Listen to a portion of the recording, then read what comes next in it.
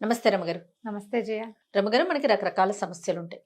ఆ సమస్యలకి రకరకాల భగవంతుని ప్రార్థిస్తూ ఉంటాం, పూజలు చేస్తాం.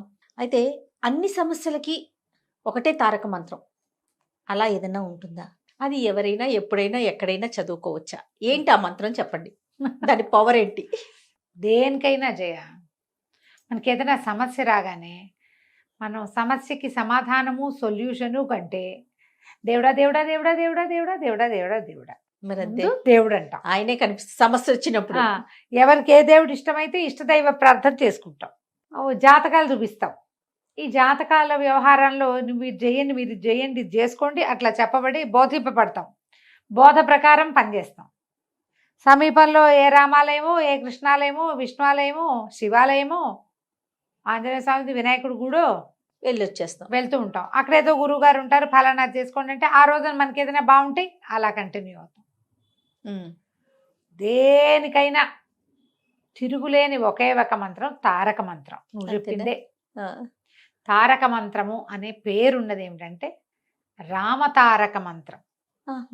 రాముడే తారక మంత్రం అన్నిటికీ. ఈ తారక మంత్రం అంటే రెండు అర్థాలు, తరింపజేసేది. ఏదైనా మనల్ని దాటించాలి దాంట్లో. అంతే. ఏం దాటించాలి? ఈ కష్టాన్ని దాటించాలి, ఇవాళ నొప్పి దీన్ని దాటించాలి, ఇవాళ ప్రాబ్లం దీన్ని దాటించాలి, ఏదో క్రైసిస్ దాన్ని దాటించాలి. దాటాలి మనం, అందులో ఒక గంతేయాలి. దీంతో పాటుగా భవసాగరం, ఈ జీవితం, ఈ కష్టాలు, ఈ గోలలు, ఈ చావులు, ఈ పుటకలు, ఈ పెళ్ళిళ్ళు, ఈ పేరెంటాలు, ఈ విడిపోటాలు, కొట్టు చావటాలు, పిల్ల జల్లా, చదువు, సంధ్య, ఇల్లు వాకిలి, ఇవన్నీ వచ్చాక అవేవో లేవన్న దిగులు, అవి కూడా వచ్చాక ఇంకేవేవో రావేమోనన్న బాధ, ఇవన్నీ మన వాళ్ళకి అందుతాయో లేదోనని, ఇదంతా నాటకమేనని తెలుసుకోలేని ఒక అజ్ఞానం. అంతేగా అంతేగా. నువ్వు ఎంత వెంపర్లాడినా ఒక్క చిటిక మారిందా, నువ్వు వెళ్తావు, వాళ్ళు ఇక్కడే ఉంటారు. నువ్వు సంపాదించి పెట్టినవి, నువ్వు ఏర్పరిచి పెట్టినవి, నువ్వు ఆలోచించి తయారు చేసినవి ఏమీ లేదు. తర్వాత ఇది కాకుండా తర్వాత ఏమవుతుందోనన్న బెంగ. ఆ తర్వాత అనేది లేకుండా చేసేదే తారక మంత్రం. ముక్తి, మోక్షాన్ని ఇస్తుంది. ఆ మోక్ష సాధనకి ఏం కావాలో అది నీ చేత ఇక్కడే చేయిస్తుంది. బా అద్భుతం కదండి. కాకపోతే ఎలా ఉంటుందంటే, రోజు రామాలయానికి వెళ్తాం మనం, మన ఇంటి పక్కనే ఉంది. సడన్గా మనకి ఏదో ప్రాబ్లమ్స్, ఆయనకే ఒకళ్ళు కొంతమంది ఏం చేస్తారు, అదే గుడికి 2 పూట్ల వెళ్ళిపోతారు. ఇంకా రామాయణం చదువుదాం, భాగవతం, రామాయణమే రామాయణమే పెట్టుకుంటారు. ఇంకో కొంతమంది ఎవరో గురుగారు యూట్యూబ్ ప్రాబ్లం వచ్చినప్పుడు ఏం చేయాలి అని కొడితే, ఒక గురుగారు వారాహి చేయమంటారు, ఇంకో గురువుగారు ప్రత్యంగిరి చేయమంటారు, ఒక ఆయన ఆంజనేయుడే అన్నిటికీ పరదైవతం అంటాడు, ఒక ఆయన ఏమో వినాయకుడికి సంకటహార చతుర్థులు చేయమంటారు, నా బోటి పెద్దక్క ఇంకోటి చెప్తుంది. ఇప్పుడు అటు ఇటు వెళ్తాం. ఇవన్నీ నదీనాం సాగరో గతి అంటారు. ఏ నదైనా సాగరంలోనే కలవాల్సింది. ఆకాశాత్ పతితంతోయం యథా గచ్చతి సాగరం సర్వదేవ నమస్కారం కేశవం ప్రతిగచ్చతి. ఎట్లాగైనా వెళ్ళేది అది ఎక్కడికి? కేశవుడి దగ్గరికే. అంతే. రాముడే. కేశవనామాల్లోనే అత్యద్భుతమైన నామమే ఇది రామనామం. మనం దీన్ని వదిలిపెట్టి ఎటో ఎటో ఎటో ఎటో వెళ్తాం. మన సమస్య తాలూకు తీవ్రత వల్ల, ఆ రోజున కలిగిన ఉద్వేగంతో, ఆ ఓర్చుకోలేని కష్టంతో మనం ఎక్కడికో వెళ్తాం.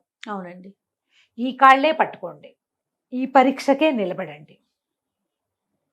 నుంచోవాలమ్మా. ఏదైనా కష్టం వచ్చినప్పుడు అందరికీ రకరకాల భావాలు కలుగుతాయి. పరిగెడదాం, పారిపోదాం, రెచ్చకపోదాం అనిపిస్తుంది, ఏదైనా చేద్దాం అనిపిస్తుంది. మనం ఏది చేస్తున్నామో అది చాలదని ఇంకో దానికి వెళ్ళకూడదు.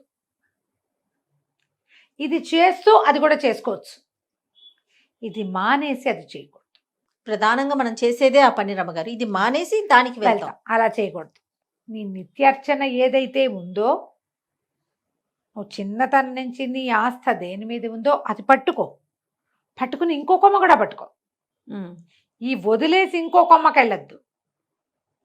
మనం చిన్నప్పటి నుంచి గుర్తు చేసుకోజేయ. అసలు నేను ఎవరైనా ఇదే మాట, ఆవులిస్తా రామా అంటే, చిటికేస్తూ రామా అంటాం. ఏదైనా పడిపోతే అయ్యో రామా అంటాం.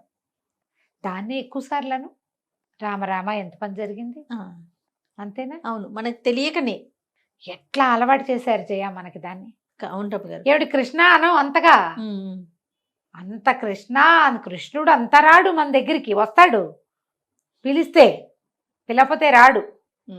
ఈ రామ అనేది నువ్వు పిలవక్కర్లా, నువ్వు ఏదో రకంగా అనుకుంటూ కూడా వచ్చేస్తాడు. ఉంటాడు నీతోటి. ఆ రామ అనగానే ఆంజనేయ స్వామి ఎక్కడన్నా తయారైపోతాడు, ఇక్కడ ఉంటాడు మనకు సహాయంగా. అది ఎంత ప్రత్యేకమైన విషయం కదా. అంతే సులువుగా చేయగలిగేది, ఎప్పుడు నోటి మీద ఉంచుకోగలిగేది. అలాంటిదే తారక మంత్రం. శ్రీరామ జయ రామ జయ జయ రామ అని చెప్తారు. నువ్వు ఎన్ని వందల సార్లు, వేల సార్లు, లక్ష సార్లు, కోట్ల సార్లు చేసుకో, నీకు మంచిది. నీ చుట్టూతో ఒక పాజిటివ్ ఎనర్జీ ఉంటుంది. ఈ మంచిలో నీ డబ్బు, నీ పిల్లల భవిష్యత్తు ఉంటే ఉండుండొచ్చు, ఉండకపోవచ్చు కూడా. వాళ్ళ కర్మానుభవం ఏదో ఆ రకంగా నడిచిపోతుంది, నీ కర్మానుభవం ఏదో నీకు నడిచిపోతుంది. నిన్ను ఈ బురదలోంచి దాటిస్తాడు ఖచ్చితంగా రాముడు. అంతా బురదే, ఇది జీవితం అంతా బురదే. ఎంత కాళ్ళు పెగిలుస్తామో, పొడి నేల మీద కాలేసామనుకుంటాం, అక్కడ ఎప్పుడో ఒకసారి క్షణంలో అది కాస్త దిగిపోతుంది. చాలా మామూలుగా నడుస్తూ ఉంటుంది. ఈ మామూలుగా నడిచేదే సడన్గా ఒక నోట కంపమునకగా తయారవుతుంది. థింగ్స్ ప్రతిరోజు ఒక రకంగా ఉండవు కదా, అంతేగా, ఏదో రకంగా అయిపోతుంటాయి. ఇలా ఇబ్బందులు రోజువారీ చేసుకోగలిగేది రామనామమే. ఏదైనా ఫస్ట్ రాయాలంటే శ్రీరామ రాసుకోవటం, రాముణ్ణి తలుచుకోవటం. ఏదైనా శ్లోకాలు కుదిరితే వైదేహి సహితం సురద్రుమతలే హైమే మహామండపే, అట్లా మంచి శ్లోకాలు ఏవైనా, ఆపదామ భర్తారం దాతారం సర్వసంపదాం, ఇలాంటిది ఒక శ్లోకము చేసుకోవచ్చు. శ్లోకాలు అవి మీ అవగాహన, ఆసక్తి, నోరు పట్టటము, అంతే అలవాటు చేసుకోవటము.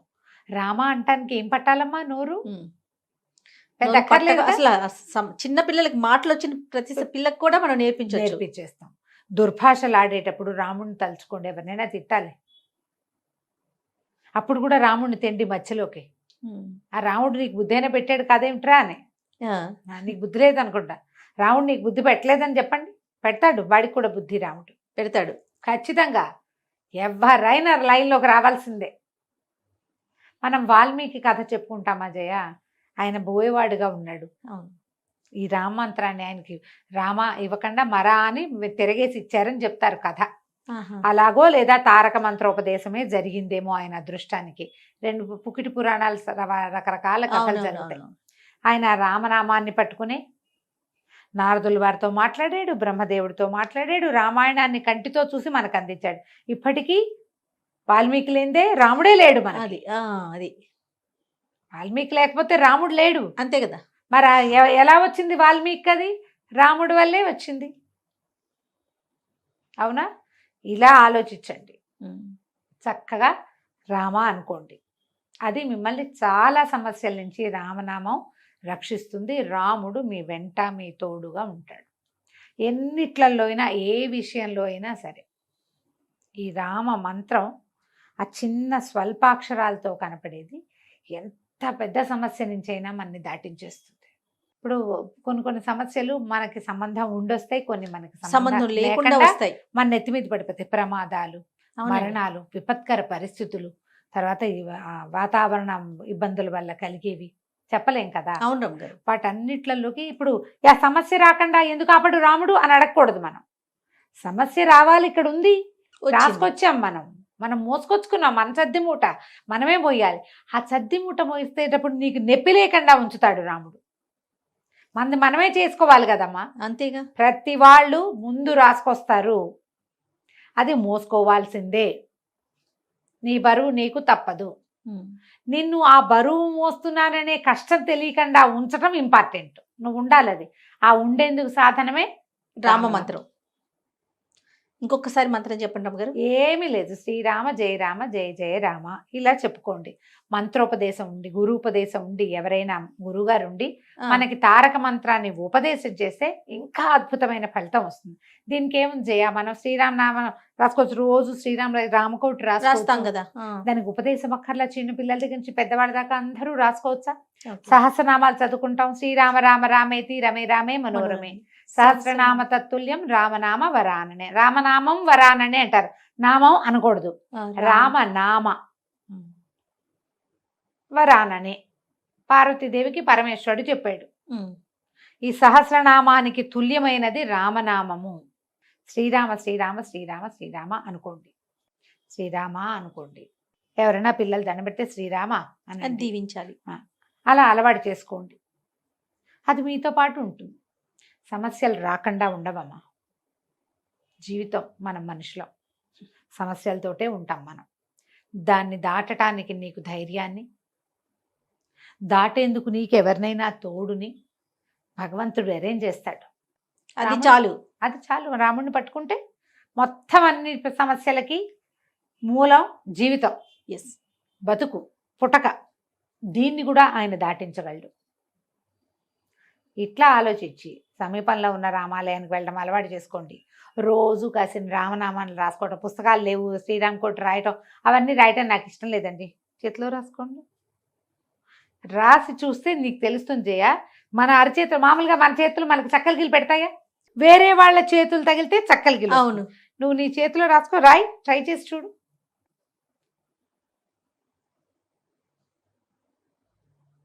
వేలు కదులుతుంటే ఎలా ఉంది? చేతిలో రాస్తుంటే ఒకలాంటి ఫీలింగ్. జిల్లు అంటుంది. అది ఫీల్ అవ్వాలి. చేతిలో రాసుకోండి. ఏం తోచలేదు, ఏం చేయాలో తెలియలేదు, అది శ్రీరామ.